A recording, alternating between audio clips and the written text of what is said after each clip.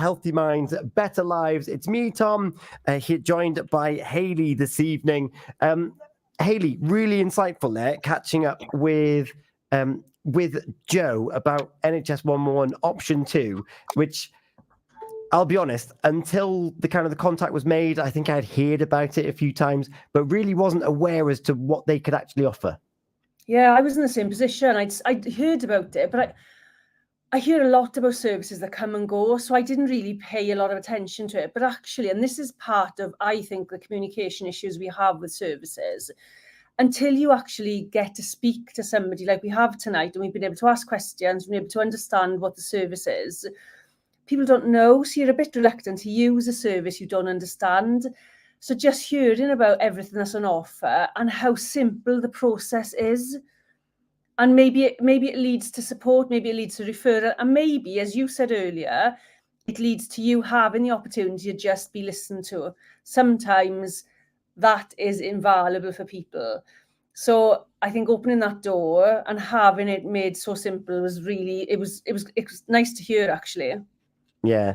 And I was drawing on experience when I used to work on a Wales project for men and their families affected by cancer. So we had nurses on the service. You had me that looked at kind of the welfare rights, and then you had a counsellor. So it was 3 services in one space, and they would come out of their they just had their diagnosis, and they used to come on. We used to give all the consultants little cards, like a business card with the logo of where we were, and they'd come through, and I was like, I've been given this and told to talk to you, like a ticket, an entrance ticket.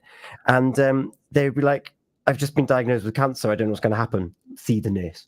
The nurse would talk them through it. Oh, I'm going to be alive tomorrow at least. Like, that's great. Mm-hmm. Oh, but the treatment starts and then I can't go to work. It was like, come talk to Tom. That was my primary function on that system.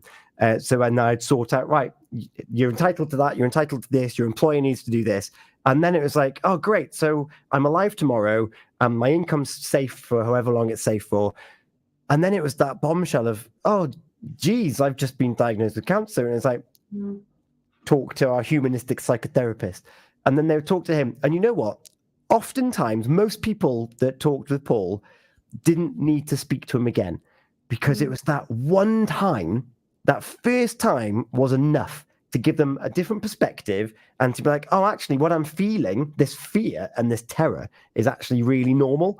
And just normalizing these thoughts and these feelings is sometimes all we need, because we're shown so much all the time that if you feel different, then you are different. And that's how things are portrayed. But actually, it's okay to be on a roller coaster of emotion sometimes. Of course, and we don't let ourselves, do we? We think that there's something wrong with us if we're on this roller coaster. And yet you think about how devastating it can be to have a diagnosis. And as I was saying to Joe about, I worked with domestic violence victims, you often can admit you have mental health issues, but something that's secondary to that and you're not ready to admit it. And sometimes cancer is that. I'm really struggling with my mental health. Let's put the cancer on the side, because I can sort of deal with the mental health. I don't know what to do with the cancer, so I'll deal with the mental health. And then for somebody else to say, look, we can help you with your mental health, but how about you speak to somebody who is a specialist in cancer support? Or it changes everything, or it can change everything for somebody. I feel that we could cover that in so much more detail. These trigger points in our life that make you revisit your whole life. We might have to spend a bit of time in the future on that one. But now, though, the importance of taking a break. And I'm going to pose a question underneath. How good are you at taking a break? Let us know. Because I'll be honest.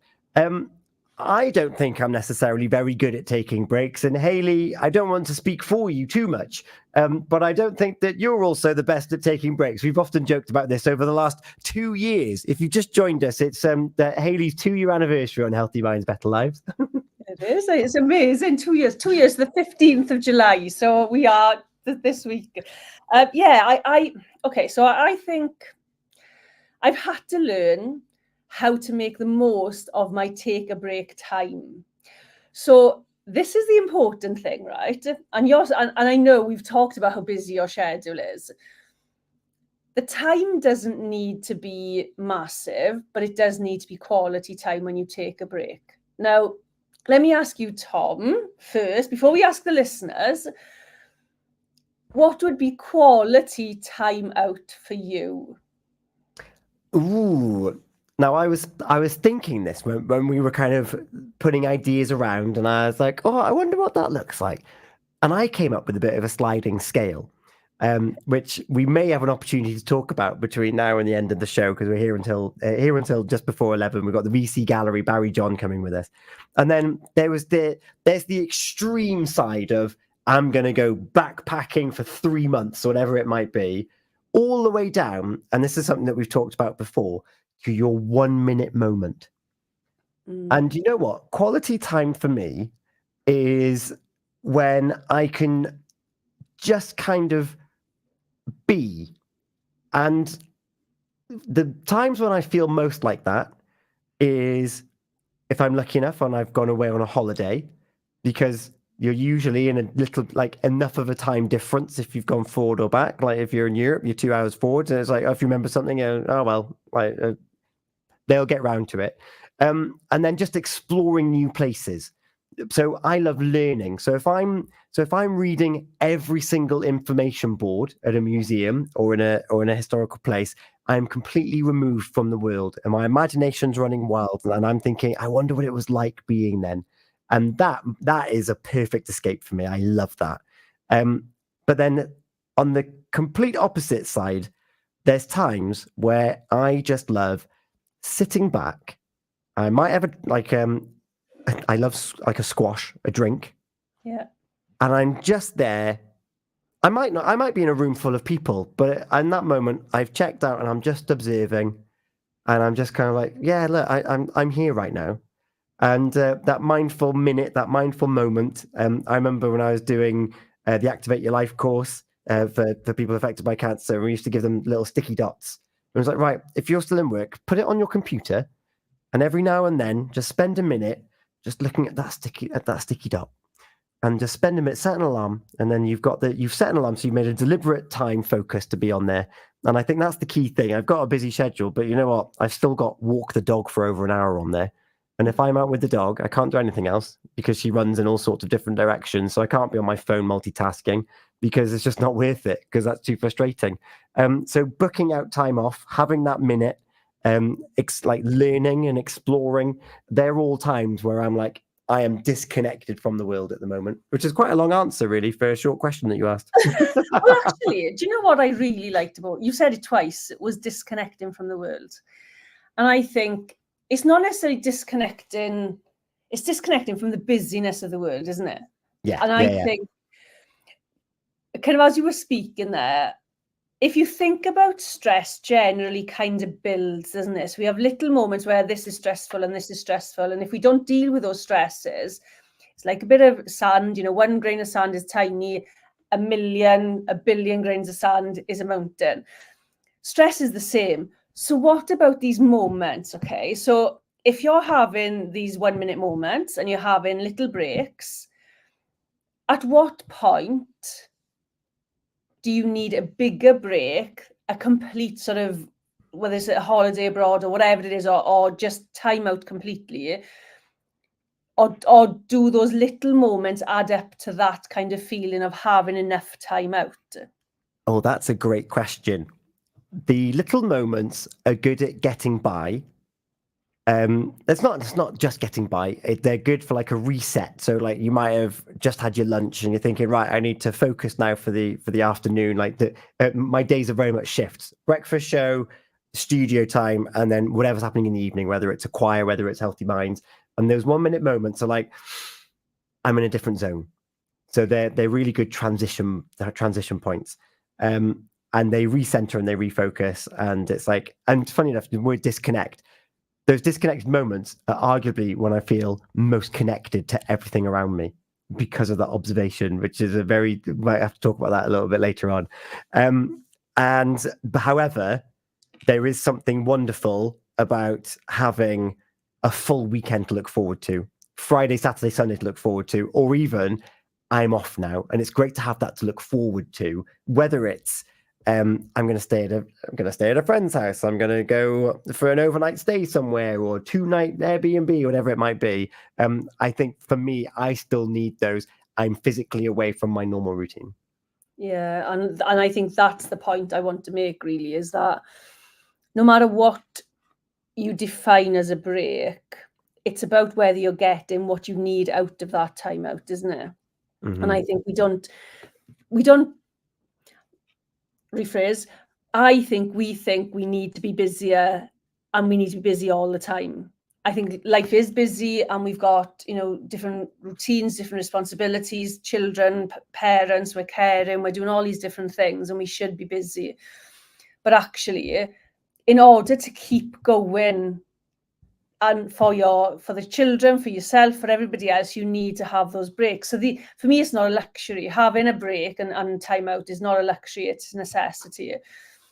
But it's how you fit those into your life to make them valuable enough to make sure that you're looking after yourself. And we have to start with giving ourselves permission. So do you give yourself permission to have time off? And this is where kind of work balance comes into it, because we're arguably more in charge of our timetables than other people might have. If you work and you're on shifts, it's like you're turning up at 7 and you're leaving at 7. So it's but then if you're in our situation, you've got to carry on working to make sure you've got something coming in. Then it's like, well, I can't afford to take a break because I must continue being productive all the time, when actually your productivity might be slipping and you might not be noticing it. Yeah, again, it's slow descent, isn't it? Because as you said, maybe today you haven't done, you've had 5 minutes of something you should have been doing and you haven't done it. Next week it's 10 minutes, the week after it's 15 minutes.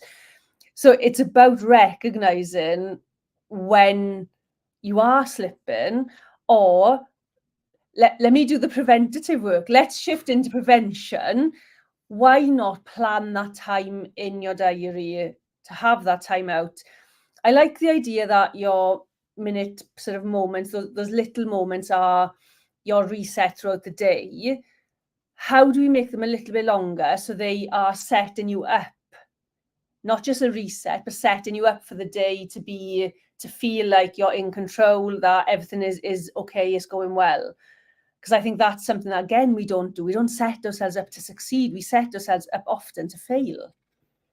And funny, I'm reading a book at the moment, 0 to 1, which admittedly is about businesses, but it's about people that are happy just to just go along with whatever happens. I've got a rough idea as to where I'm heading, but there's nothing really deliberate about what we do.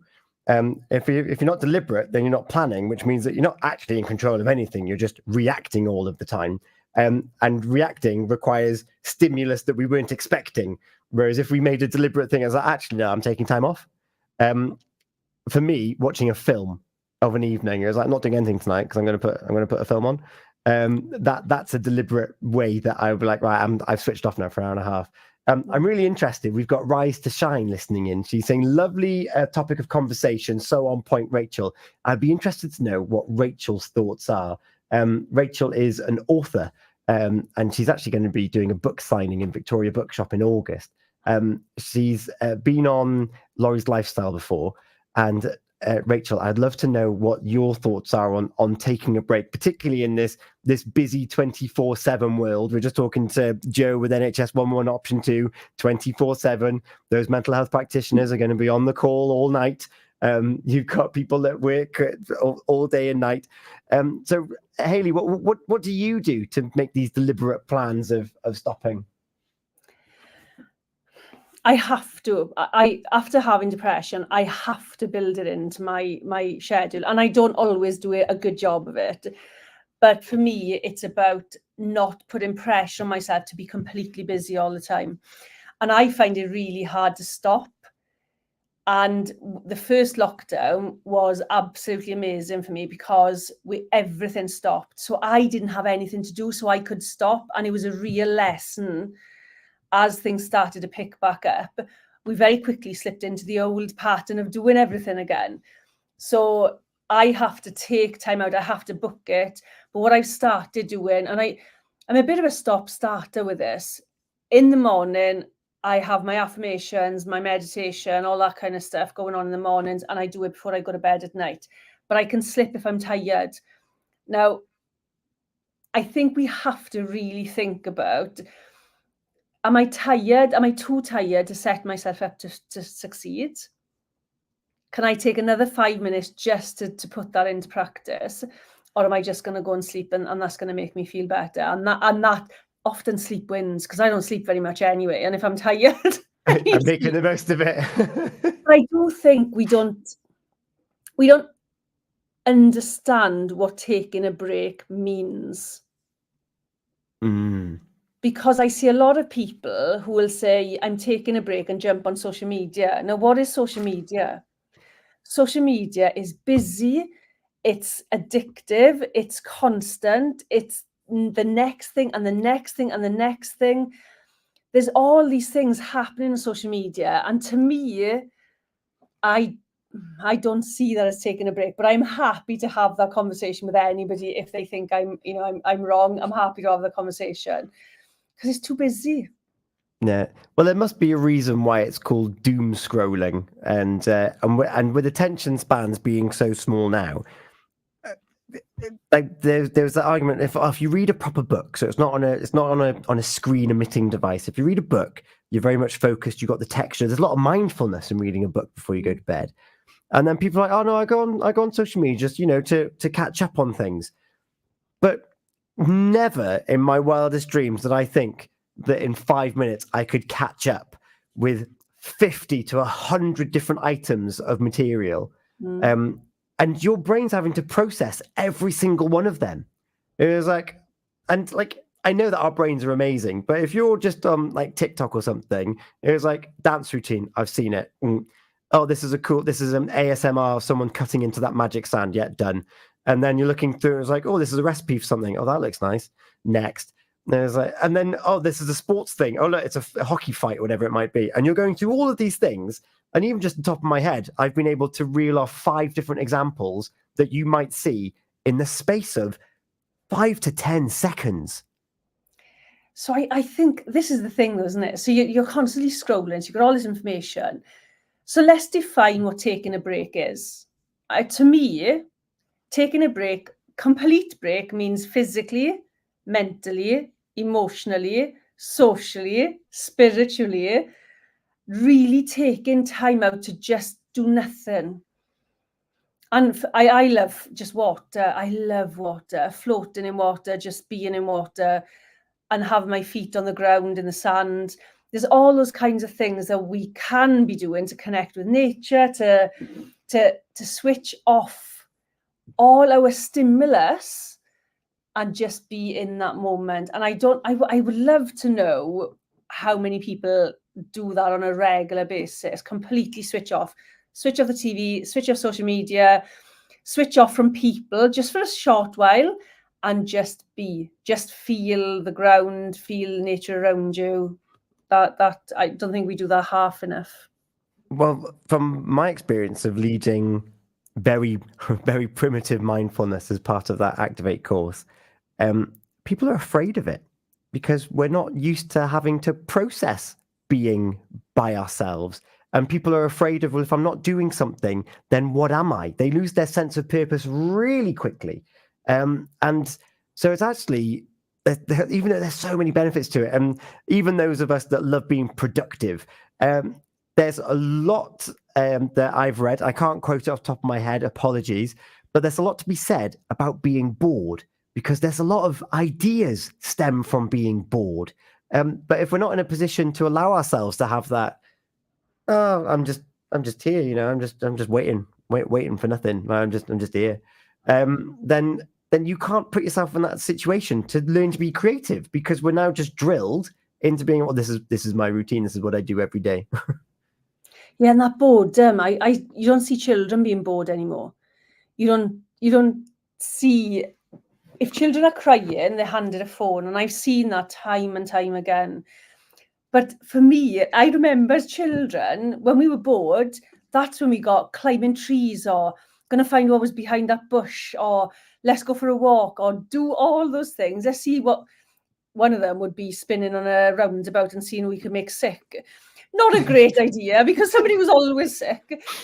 But they were things that we did. We were curious. And I think we're losing curiosity as well as creativity. So when you're not allowing yourself or children to be bored, it's like, you start looking around the house when you're bored. I need to paint that, or I need to do this, or I could be doing that. All right, you might not do them, but you've spotted it and it's in your kind of long list, to-do list. But I think boredom, I think that's where fun happens. I love that. Your microphone cut off, but boredom, that's where fun happens. Is that what you said? Yeah. I love that. I love that sentiment so much. Boredom is where fun happens. But it's so true. And you're just talking about the amount of frisbees and golf balls and tennis balls I found in bushes and hedges. And do you think you can climb to the top of that tree? I don't know. Let's find out, shall we? And it was just being silly. But you just did it, and it didn't really matter. And I would like to get back to that curiosity, that boredom of, you got 3 toy cars, but you've got, right, we're going to go down the field. And before you know it, you've got a rally track and you've got crowds, and you've got, back in our day, it was Colin McRae dragging around the corners, and that's all in your head. Our heads are amazing. You don't need to have it on your device. We can experience it firsthand. Rise to shine. Rachel's still with us. Normally, I'd be meditating now before bed to switch off, close down, and reconnect with myself. I'll be honest, usually at this time, I'm already in bed because the breakfast show starts at 6. And you'll find me tomorrow for Feel Good Friday. But these routines, you mentioned your journaling there, Hayley. Sometimes, if you're tired, you'll bypass it. It's one thing that I've found difficult to, and it might just be it's not my way of communicating with myself, but I've got a reminder journal, but I'm just not very good at it. But I shouldn't really be punishing myself. I should find the other best way of getting a similar outcome. Yeah, and again, we're talking about defining, and we're defining what works for you. And I think if we watch children enough at play without any phones or technology, they'll take a break when it's time to take a break. Literally, like they'll go out and play and they'll know that I'm tired, let's just sit and chat. And they may sit by the river, they may sit in the park, and they'll just sit and chat. And yet we are always looking for things to do.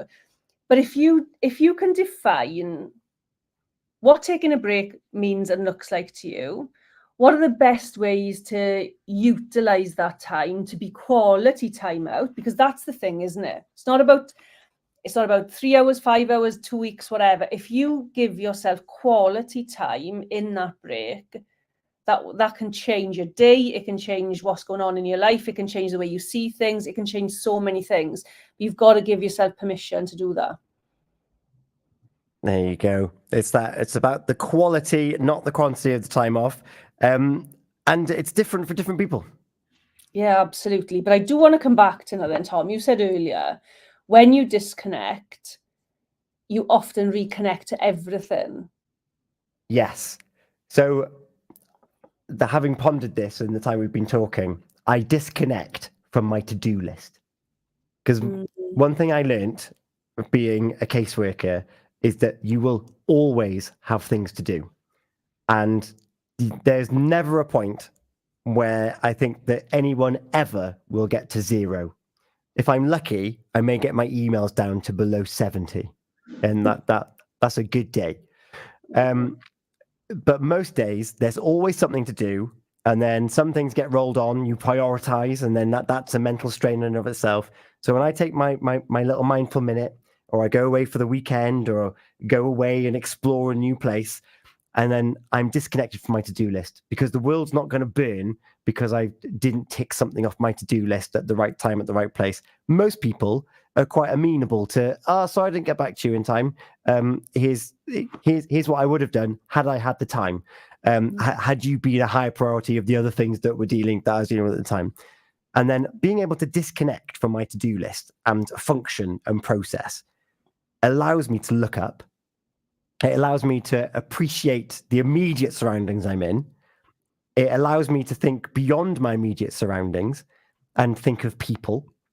And then with the people, it allows me then to think of the memories I've got with those people. And all of a sudden I'm revisiting happy times, hopefully. And then I'm able then to be like, once I've finished on this wonderful whim that I'm on, whether it's people watching, I love people watching strangers and coming up with wonderful stories about these people that I don't know. And then that brings me back to people I do know. And it's it'd be great to reconnect with them. And all of a sudden I'm making plans in my head. So as much as I've disconnected from my to-do list, I'm actually appreciating. I've got an example now. When I was in Windsor last year, maybe never been to Windsor before. The Thames runs through it. I didn't know that. And you're walking by the Thames, and you've got little the canal boats running down it, and you've got these wonderful houses that have got verandas and jetties on it. And then you look behind you through the trees, and there's a playing court and a path with a maze on it. And in the background is Windsor Castle. It's like, oh my goodness, like this is all here, and I'm walking in amongst it. And I wear a particular kind of shoe that's very thin on the sole, so I'm walking around and I can feel all the textures around me, and I just get to enjoy all of it. And I don't think about my to-do list until I need to think about my to-do list again, or until I've scheduled. Right, I've had enough now, or I'll make plans and be like, oh, you crossed my mind today, so I'm just dropping you this message. I'm in. Are you down anytime soon, or are you free next Sunday or whatever? And then all of a sudden that I've actually reconnected more through disconnecting. Do you know, I think that's lovely. As Rachel says, there's taking time to reconnect with yourself, isn't it? Because that to-do list, as you said, you can be on the hamster wheel forever, and you will be. But I wonder how many people, and this for all the listeners, how many of you are prioritizing connecting with yourself above connecting with other people. And I see a lot of my clients are often trying to connect with their partners or their children. And actually the disconnect, yes, they are disconnected from them. They need to reconnect with themselves before they can offer that connection to anybody else. So I would say that's probably the first priority. So if you can find those moments, those days, those weekends, those weeks or whatever it takes to reconnect with yourself, again, it changes a lot. It gives you that control over life. It's more intentional. And actually, I think we're worth it. I love that. We are worth it. 100% we are. One thing that's crossed my mind actually is that we actually change as we get older through experiences and through life. And you just mentioned there people reconnecting with their children and whatnot. These big major milestones, they actually impact how we view ourselves, how we view the world, and how we reconnect. And actually, if we haven't had a nice reconnect with ourselves, we actually lose touch with who we are, which is probably why we might be having a bit of difficulty engaging with those around us, because we're not actually sure who we are anymore. So there's taking a break and being blank, and then there's taking a break and there's thinking, actually, I'm going to have a bit of an evaluation now of me. Would that still be classed as a bit of would that still have the same outcome, do you think, as taking a break? I think so, because if you think about as I said earlier, about taking a break from, socially, mentally, physically, emotionally, all those things, you're investing in yourself. You're all those external things you're disconnecting from, you're reconnecting with you. It's giving yourself time. It's getting to know who you are now, because things do change. We change. Life changes. But if you're still treating yourself as you did 10, 15, 20 years ago, and you're a different person living a different life, then that's not going to work. So if you reevaluate that, or take the time to reevaluate that, that's definitely a good break and a good investment. I like that. So go on then, Hayley. What other thoughts have you had, or have you had on this since we've been talking out loud, and with Rachel joining us as well on the socials? If you've got any thoughts on this, actually, about taking a break, message us now. You can call or WhatsApp on 01437 764455. You can drop us a message on the PWR app, or you can email studio@purewestradio.com. We would love to know what your thoughts are on this this evening. Just quickly doing a little double check for us now as we're nearing 10:30 here. So did you have any other thoughts, or how would you summarize it, Hayley, if you haven't got any more thoughts on this? I would say put yourself at the top of your priority list first. Give yourself permission to take a break, whatever that means to you. Define what it means to you. What does take a break mean? What do you want to get out of taking a break? And then take action to do that. A lot of people now are growing their own, they have their own little gardens, don't they? They're growing their own fruit and their veg and their food. And I think that's something I aspire to, just to have that access to being able to garden. I kill everything apart from children, dogs, chickens and fish. I haven't killed those yet. I'm not very good with fruit and veg. That's my aspiration. Yeah, well, it takes time and patience, though, doesn't it? These the growing things. You've got to be the green-fingered among us. They don't know how difficult it is. They just get it. I know, but I just think it's, fruit and veg. They don't talk back. That's wonderful. All those benefits. I often think about working with wood, and I think it's very calming working with wood. I imagine is, I'm sure there's stressful parts to it, but figuring out what is going to give you those kinds of pleasures, the kind of joy, the kind of time just to be in the moment, doing that thing, whatever that is, do it, enjoy it, try it. If you don't like it, try the next thing. And that's another great piece of advice there. Try something. If it doesn't work, either try it again, was it just a one-off, or move on to the next thing. We don't need to punish ourselves for this relaxing time. If you're not good at yoga and you're not enjoying it, don't do it. There's something else that might tick the box. Yes. You've mentioned woodwork there. I remember spending a summer working with my brother, and nothing more stressful than having to measure out a piece of wood and cutting it to find that it's not the right size. There's your mindfulness there. Measure twice, once, innit? Oh my goodness. It's horrible. It's horrible. And then brother-in-law, then you can look at it and be like, yeah, it's just there and there. Yeah, done. Snug as a rug. We're going to move straight on. It's just gone 10:30. Over there, we've got, who is there? Oh, right. Rachel. She's still with us. Thank you for foregoing your meditation or pushing it backwards. If I don't sit every day with myself before breakfast and intentionally set my day up before I see anyone, the quality of my day is hugely different. I open up my day with a break from the rest of the world before I see anyone or any devices, including my phone. Then I close down with a short meditative practice before bed, celebration, gratitude, even if it's just 5 minutes. Thank you both. What a great discussion. Have loved it. Rachel, it's been a pleasure having you with us. We're going to have to get you on the show, actually. Rachel has a book, Rise to Shine, and she's going to be at Victoria Bookshop. I think it's the 16th of August, where you can meet Rachel in Haverfordwest and to talk more about these practices that she gets into. That's a lovely way to round off this section, Hayley. Yeah, absolutely. I think it's nice to have somebody who is set with how they self-care and how they take that break, and setting yourself up every day. It does make a difference. I'm with Rachel in this. It makes a big difference as to how your day goes. If you become more intentional about what you want out of your day, you're more like, you're not guaranteed to get it, but you're more likely to get it. Yeah. Brendan Bouchard, I don't know if you're aware of Brendan.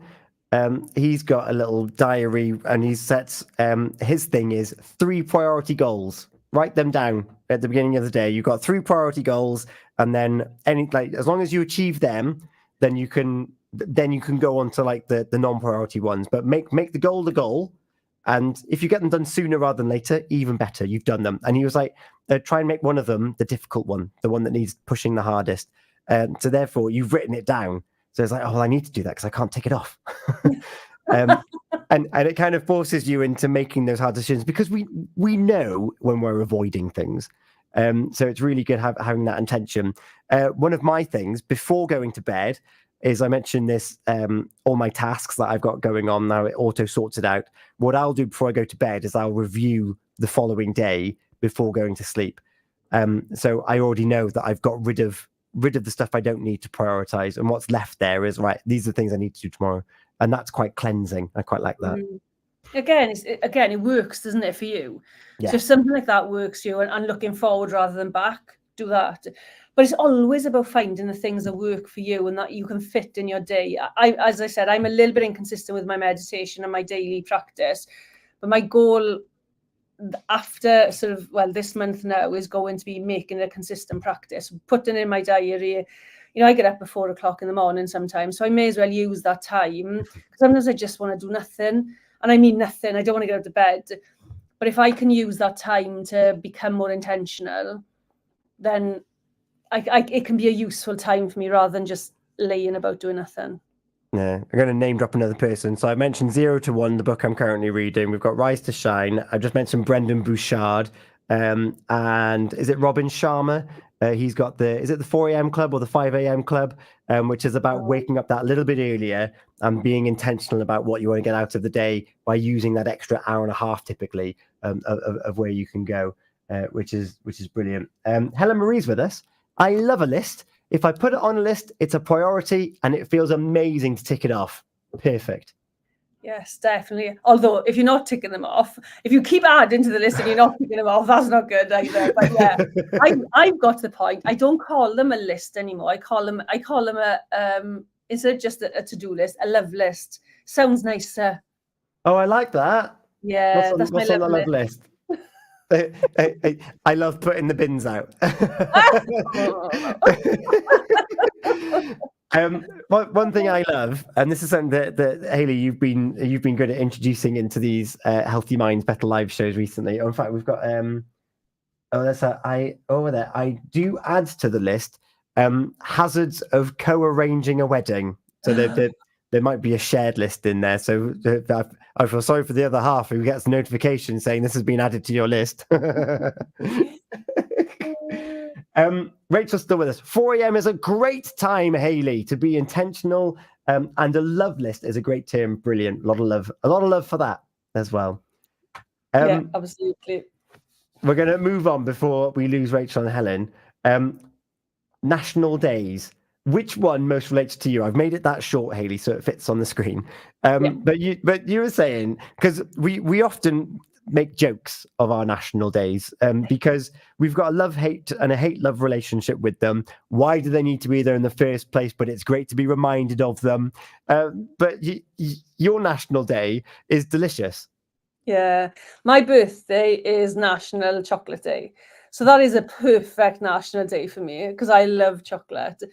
But the question for everybody tonight is, what would be your ideal, and this can be made up, it doesn't have to be a day that exists already, but what would be your ideal national day that would relate to you on your birthday? Tom, did you check out what yours was? I've just Googled it now. So let's have a look. Are you interested? Let's deny that. Right. So the big one that's come up is National Care for Kids Day, which is an interesting one. Oh, in fact, there's. So I'm going to go through the other ones that have come up. I've just done a very quick Google search. So National Care for Kids Day, which came up a few times. We've got National Fried Rice Day.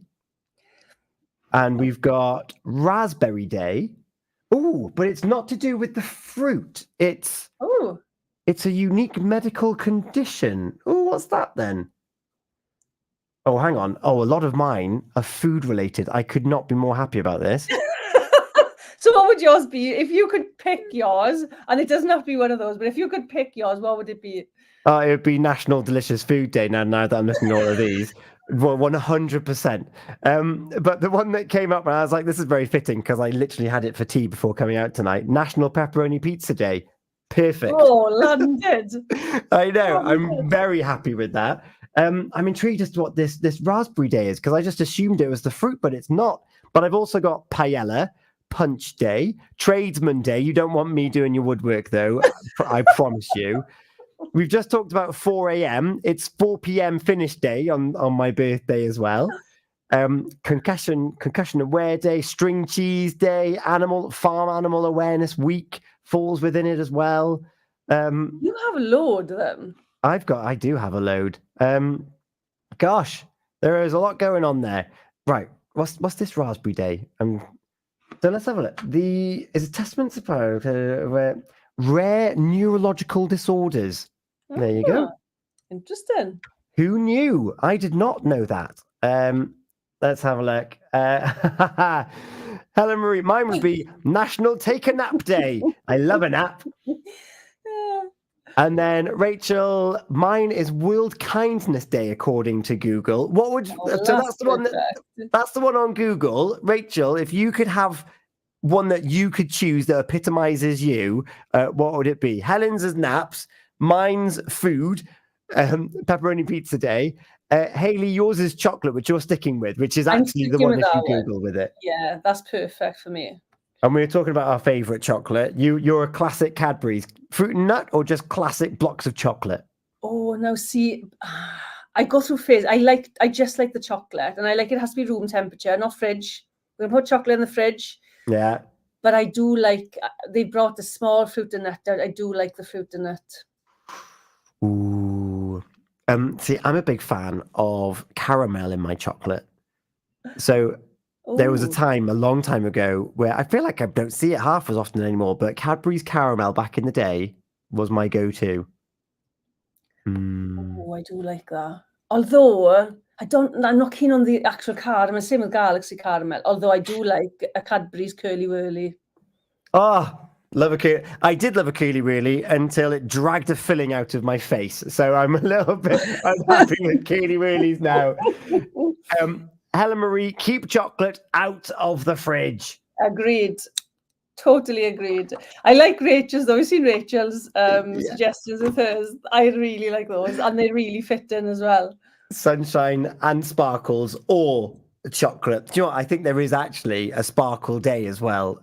So we'll have to get in touch with Rachel on Sparkle Day. I think Rachel can have sunshine, sparkles, and chocolate. Yeah, that's a great day. That is a great day. It's been a great show. It's can you believe it's 20 to 11 already? We're going to be catching up with Barry John from the VC Gallery. The VC Gallery is our chosen charity of the year here at Pure West Radio, and it's been great to understand more about what they do. We always hear about the events that they've got going on, and what's been great since the beginning of June is that we've been tagging along to a lot of them. So Toby, Darren, and Matthew were down at Mount Forest where they're doing arts in nature. Literally, which is brilliant. He's bringing down his paints and his easels and his canvases, and they were painting there surrounded by woodland, which is brilliant. And art was one of the first projects and services that they offered to ex-servicemen and people that require extra support. And they ran an exhibition the other day in memory of the late Danny King, who was in the services. He was discharged and he became a support worker himself. And he used to bring along his clients to Barry, and he'd be like, "Oh, I brought them down for some painting." And Barry, being Barry, is like, "Right, well, you can pick up some paintbrushes as well." And he's like, "No, it's not for me." Turns out he was brilliant, and he was a brilliant facilitator as well. So he started leading some of the groups. He passed away at 49, so we popped along to the exhibition there to find out more about Danny from Barry, and his mum was there as well. And you can have a look at the VC Gallery's Facebook page to read more about it and see a picture montage of what's going on.